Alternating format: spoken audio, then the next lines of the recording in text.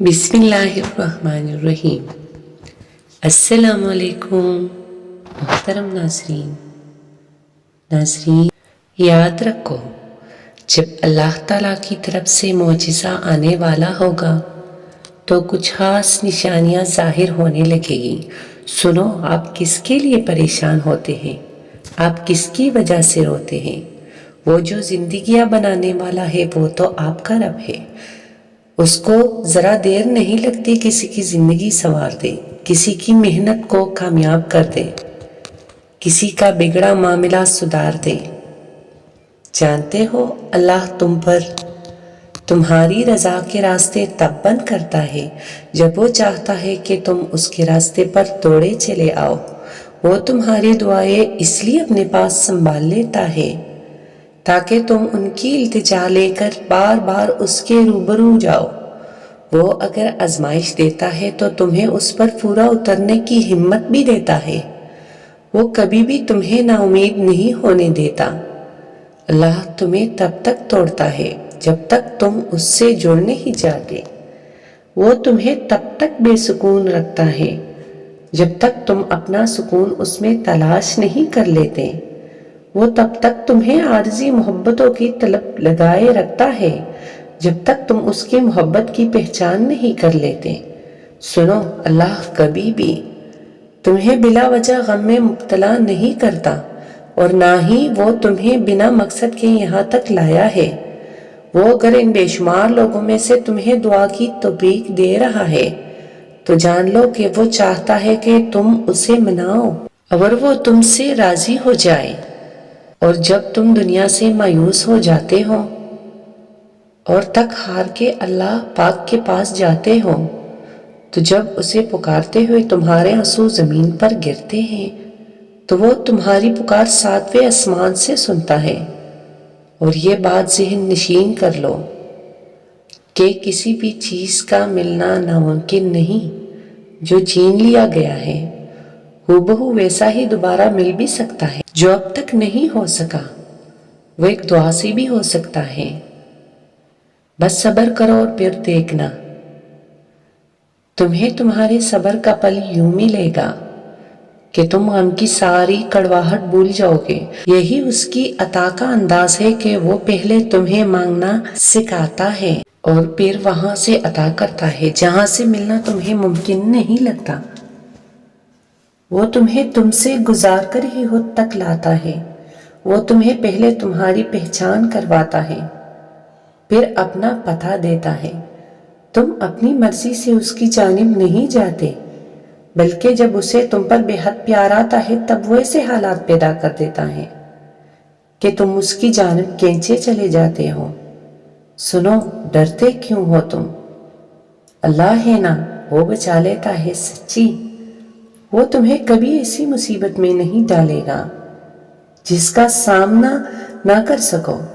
اگر کسی مشکل میں ڈالتا ہے تو دراصل وہ تمہیں اس کے ذریعے بہت کچھ سکھا رہا ہوتا ہے۔ اور یاد رکھو کہ وہ ہمیشہ تمہارے ساتھ ہے۔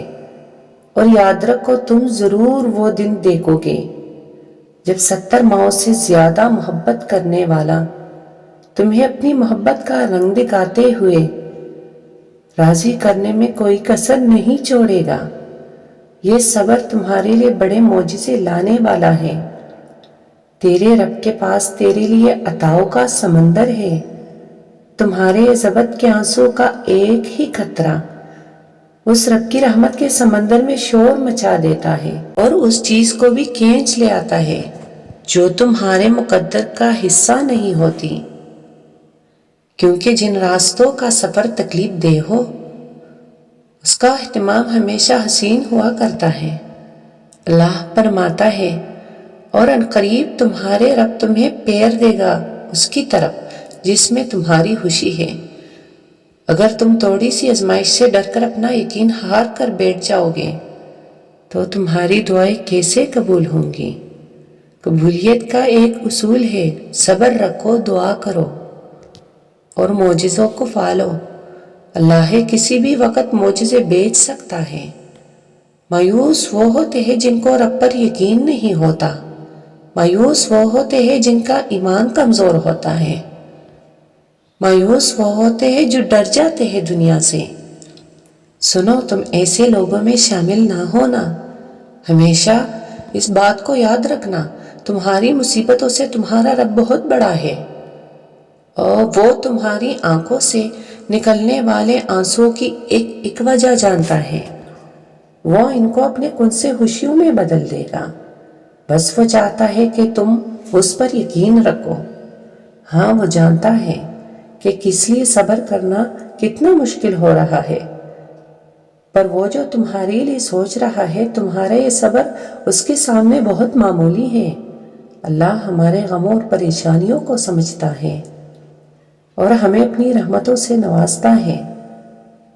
مایوس نہ ہونا، جن کے لیے مشکلات زیادہ ہوتی ہیں ان کی طرف سے رب کی محبت اور انعام بھی زیادہ ہوتی ہے۔ ہمیشہ امید اور بھروسہ رکھنا چاہیے، کیونکہ اللہ ہمارے صبر اور ایمان کو آزما کر ہمارے لیے بہترین انعام اور فضل کی طرف لے جاتا ہے۔ قرآن پاک ہمیں زندگی کے ہر موڑ پر تسلی دیتا ہے۔ اس میں ہمیں یہ سمجھایا جاتا ہے کہ ہم نا امید نہ ہو، کمزور نہ پڑے اور اللہ تعالیٰ پر پورا یقین رکھیں۔ ہمارا رب ہمارے ساتھ ہے، اور اگر ہم اس کی رضا اور انعام کی طرف رجوع کریں تو ہماری ہر پریشانی دور ہو جائے گی۔ سنو، جو کچھ بھی تم اللہ سے رو کر تڑپ کر مانگتے ہو، دیکھنا ایک دن حقیقت میں تمہارے سامنے ہوگا۔ مایوس مت ہو، دل سے نکلی ہوئی ایک دعا ہر گمان کو یقین میں بدل دیتی ہے، اور اللہ تمہیں خواب تب دکھاتا ہے جب وہ ان کی تدبیر پر راضی ہوتا ہے، ورنہ اگر اس نے تمہیں وہ نہ دینا ہوتا جو تم مانگ رہے ہو تو کیا وہ تمہیں کبھی دعا کی توفیق دیتا؟ سنو، اگر تمہارا دل بار بار تم سے اس بات پر لڑتا ہے کہ ابھی ہار نہیں ماننی، ابھی تو وہ اور بھی شدت سے اللہ پر یقین رکھنا ہے، ابھی آسمانوں سے دعاؤں کی قبولیت اترتی دیکھنی ہے، ابھی تو کن فیکون کی خوشبو محسوس کرنی ہے، تو جان لو کہ اللہ کی طرف سے ہمت آ گئی۔ بہت جلد معجزہ بھی آنے والا ہے۔